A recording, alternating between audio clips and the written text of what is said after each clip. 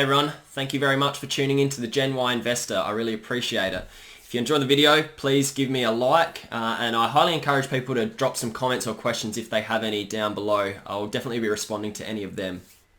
Today we're talking about Ethereum 2.0, the biggest threat to Bitcoin and its dominance in the cryptocurrency world. So 2.0, it's not something that's going to be released, at a certain date. It's actually currently being rolled out as we speak, and it'll probably be fully rolled out and implemented by the end of 2021/early 2022. So very exciting times. It's looking at sort of addressing the biggest criticisms of cryptocurrencies in general, and you notice a lot of people in the media and whatnot sort of talk about this. That is the fact that cryptocurrency and Bitcoin in particular really is very inefficient. Requires a huge amount of computational power to verify these transactions, and it's becoming quite slow as well the more people that buy into it. So that's two things that I've mentioned in previous videos. We've got sustainability and scalability.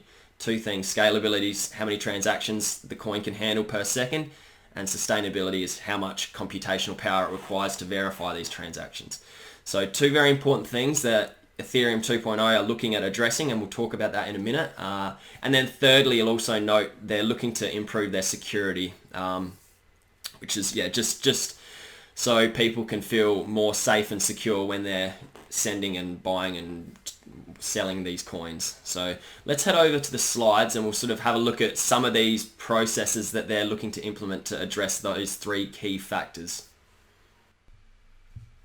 Okay, before we look too much at the few things that really are looking to improve like we said, scalability, security, and sustainability, to sort of counteract a lot of the critics that are saying, cryptocurrency is way too inefficient, using way too much computing power, blah, blah, blah, not good for the environment. So before we look at what Ethereum 2.0 is bringing into that, I did just want to touch on the current price as of the start of May 2021. It's up about 300% for the year. And for the record, again, not financial advice, but I do see this continuing to grow, especially until 2.0 is fully rolled out and we can see the big benefits of that. And then it'll hopefully stabilize a little bit, because I know a lot of people can't stand the volatility of some of these markets, which I completely understand. It's a bit off-putting for me as well at times. And then on the right here, we've just got the fact, as per the title of my video, the Bitcoin killer, we see a lot of downtrend in Bitcoin dominance over the cryptocurrency market cap. So it's down probably 10-15% over the past 30 days. So a lot more money going into these altcoins like Ethereum. Market cap's still increasing as well. So yeah, I think this really should spell the end for Bitcoin, but stranger things have happened.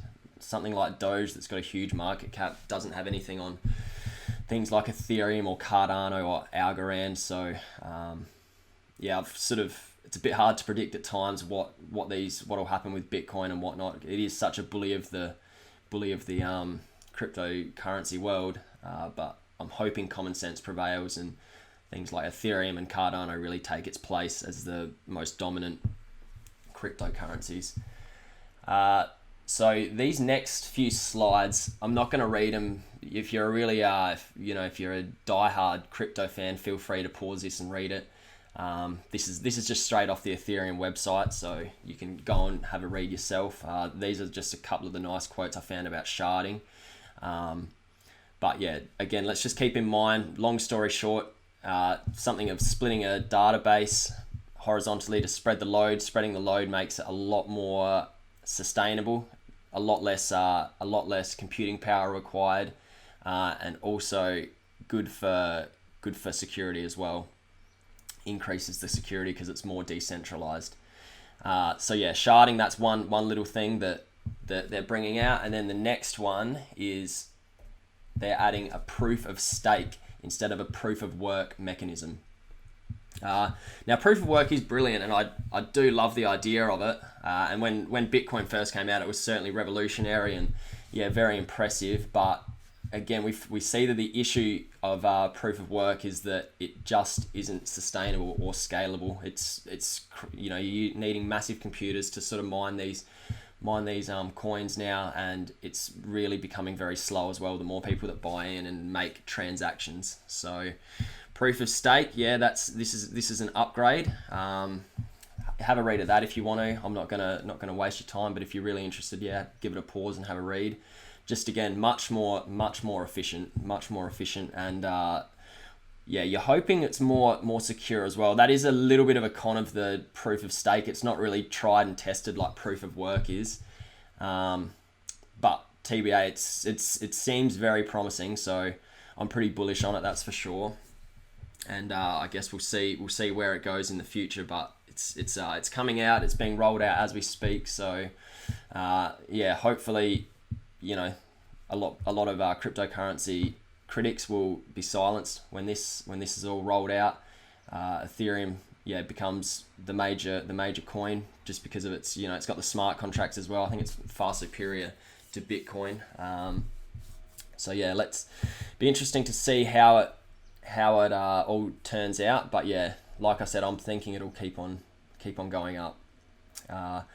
And some very nice little systems that they're looking at implementing. So yeah, thanks again for watching, guys. Appreciate it. If you enjoyed it and stuck around to the end, don't forget to give us a like. Thank you.